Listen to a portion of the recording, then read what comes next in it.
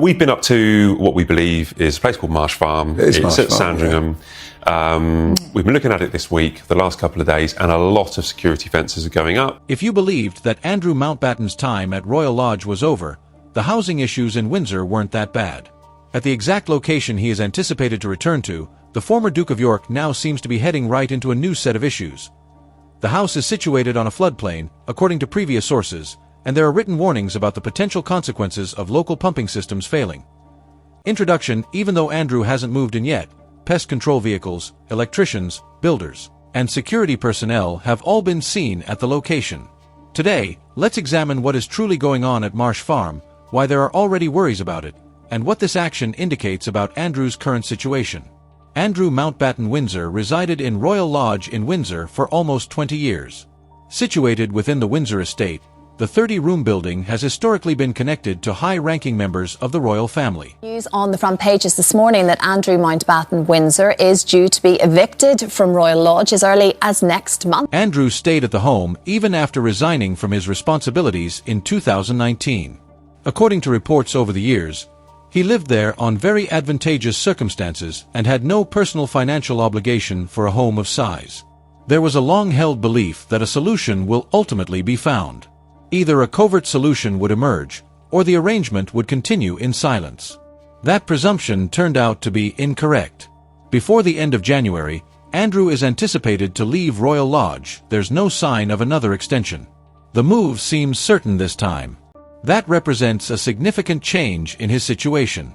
According to reports, Andrew is relocating to Marsh Farm, which is situated on the Sandringham estate in Norfolk. In contrast to Royal Lodge, Sandringham is not a part of the Crown estate, but rather is privately held by King Charles. Marsh Farm is neither a palace nor a conventional rural home. It is defined as a working agricultural property with a number of older structures, some of which are said to have been abandoned for many years. The region is flat, rustic, and intimately linked to the nearby marshes. Locals refer to it as practical countryside, not refined royal living. When you consider the first significant issue related to the property, that setting becomes much more crucial. Prince Andrew, we need to say now, has been kicked out of his salubrious Royal Lodge home, the 30-room mansion that he was living in with his ex-wife Sarah Ferguson. However, he's going to end up in Sandringham. He has been exiled to Norfolk by the King after his relationship with Jeffrey Epstein. However, The Sun said that Marsh Farm is situated on a floodplain. According to reports, locals are urged to sign up for flood warnings in case local defenses don't work. Potential issues related to the Wolverton pumping station were identified in a risk assessment carried out on a nearby property last year. According to the research, a long-term mechanical failure or a disturbance in the power supply might cause the pumping station to fail. Emergency flood protocols, including the employment of temporary pumping equipment, would be activated under such circumstances. There is no indication that flooding is near, and the precise possibility of flooding is yet unknown. However, the risk is real and significant enough to call for official warnings and backup measures. Living at Royal Lodge is very different from that. Royal Lodge is situated on well-kept, elevated terrain with infrastructure and security measures that have been in place for a long time to safeguard prominent residents. Marsh Farm is not like that. It is functioning land that has to be actively managed in order to be secure and habitable. Marsh Farm. It's a ramshackle place. It's run down. Is he going to be happy there, Arthur? I mean, people describe the Sandringham estate as not very nice, but I mean, it's beautiful. I mean, it's just tree-lined. It's absolutely where that farm is. 10 years ago, it would have seemed unimaginable that Andrew could be handling water management plans, emergency pumping equipment, or flood alarms. It is now just a part of his new home's reality. Work at Marsh Farm seems to be going quickly in spite of these obstacles. A high-end entertainment system was allegedly being installed at the residence by Sky VIP specialists in recent days. This implies planning for a long-term stay as opposed to a brief visit. Additionally, tradespeople have been seen utilizing heavy machinery on the job site, installing security lighting, and building a 6-foot wooden fence. According to reports, an excavator is parked on the site, and electricians are working to make sure the structures are up to date. Additionally, there are allegations that internal renovations are being made to what are characterized as dilapidated farm buildings, some of which have apparently been abandoned for a long time. This degree of activity implies that the property needed a lot of work before it could be used. The changes seem to be centered around security. CCTV systems are reportedly being put next to fence. This raises questions regarding access, privacy, and perhaps unwelcome attention. Despite being a part of the Sandringham estate, Marsh Farm is not as remote as some royal homes. Because it is located in the village of Wilton, there are people living nearby and frequent activity. At Marsh Farm, security measures were subtle and well established at Royal Lodge. They are being added quickly and clearly. It's not on. It's over by the other side of the road. You know, it's not in the actual standard, but it's part of it. And that's you know, to restore that house that time, they're going to have to have a massive amount of work done on it. And I don't think it's going to happen in April, because I've been talking to someone up there and he's... It's not on it, it's in it. It's over on the other side of the road. You know, it's not in the real standard, but it's part of it. Additionally, they will need to undertake a great deal of work on that house in order to repair it. And I don't think it will occur in April because, according to someone I spoke with up there, one of the most controversial events occurred earlier this week when a command pest control vehicle was seen driving into Marsh Farm. The business has a royal warrant and operates in the eastern region of England. It specializes in the humane management of rodents, including squirrels, rats, mice, and wasp nests. The visit has not been officially explained. However, January is a particularly challenging month for rodent activity, according to the company's own guidelines. Rats and mice are driven indoors by cold weather, where they seek warmth in walls and roof areas. When you take into account another stated information, this becomes much more pertinent. Tenants of Sandringham Estate are allegedly prohibited from having cats. This rule may appear insignificant, yet it has real-world implications. Rodents are more likely to become a problem without cats, especially on rural homes. It's possible that the pest control appointment was preventive.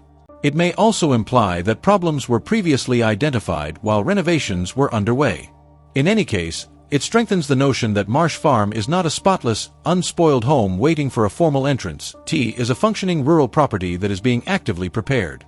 Sarah Ferguson is involved in yet another significant breakthrough. Although she has supported him for many years, a source informed the newspaper that she is now prepared to go on her own. According to the source, Sarah and Andrew have to vacate Royal Lodge by January 25th. But after that, their paths diverge. According to reports, Sarah will not be moving into Princess Beatrix's cot world. Rather, it is said that Princess Eugenia's residence in Portugal might serve as a temporary base while she weighs her alternatives. Andrew and Sarah had an exceptionally tight post-divorce arrangement for decades. This physical separation represents a big shift. This distinction is significant for royal timepieces both practically and symbolically. Sarah's presence at Royal Lodge contributed to the preservation of consistency and normalcy. Andrew's relocation to Marsh Farm seems more secluded without her. It also implies that there is more to this change than just logistics. It contributes to the feeling of instability by reflecting a more extensive transformation of Andrew's personal and family life. On January 18th, the Times revealed that Andrew would not be moving straight into Marsh Farm.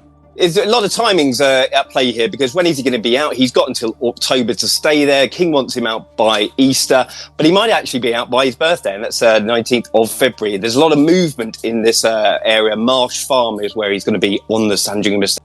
Rather, it is anticipated that he will reside in a temporary residence while the renovations are finished. There are very little details available on this short-term lodging. The location, size, and duration of his stay have not been confirmed. This implies that Marsh Farm might not be prepared for full-time tenancy despite apparent improvements. This time of moving between residences is a big adjustment for someone used to living in one location for an extended length of time. Everything feels rushed in terms of time. It is necessary to leave Royal Lodge. Upgrades at Marsh Farm are happening quickly. There is active pest control. Security is being set up. There must be a temporary residence. This is all taking place in a matter of weeks rather than months. The amount of activity at Marsh Farm is perhaps explained by this sense of urgency. It also begs the question of whether this is the right course of action under duress or if it is actually resolved. Marsh Farm is not without cost, despite the fact that it is frequently referred to as a downgrade from Royal Lodge. There are expenses associated with security systems, fences, remodeling, entertainment installations, and upkeep. This casts doubt on the notion that Andrew is only being forced to live a humble life. It seems like the reality is more complicated. Even though it is smaller and less prestigious, it is still being modified to suit his requirements. The story is evident from the outside. A disgraced former Duke is relocating from a lavish home to a remote one with mice and flood dangers. However, a lot of work is being done behind the scenes to make that property safe and cozy. It is possible for both to be true simultaneously. Questions remain unsolved. Will Marsh Farm be a long-term dwelling or just a temporary fix? How much time will it take to renovate? Will flood mitigation strategies be adequate? Will Andrew continue to attract attention or stay mostly out of sight? The situation is still unstable for the time being. Therefore, flood warnings, pest control visits, extensive renovations, and a temporary stay someplace else are all part of Andrew Mountbatten Windsor's next chapter as he gets ready to depart Royal Lodge. Do you believe that Marsh Farm will actually be his permanent residence? Or is this only another little pause during a protracted time of uncertainty? Please share your opinions in the comments section. Additionally, be sure to subscribe and enable notifications if you regularly follow royal news. I appreciate you watching. Therefore, flood warnings, pest control inspections, extensive repairs, and a temporary stay someplace else are already part of Andrew Mountbatten Windsor's next chapter as he gets set to depart Royal Lodge. Do you believe that Marsh Farm will actually be his permanent residence? Or is this only another little pause in a protracted time of uncertainty? Please share your opinions in the comments section. Additionally, be sure to subscribe and enable notifications if you regularly follow royal news. I appreciate you watching.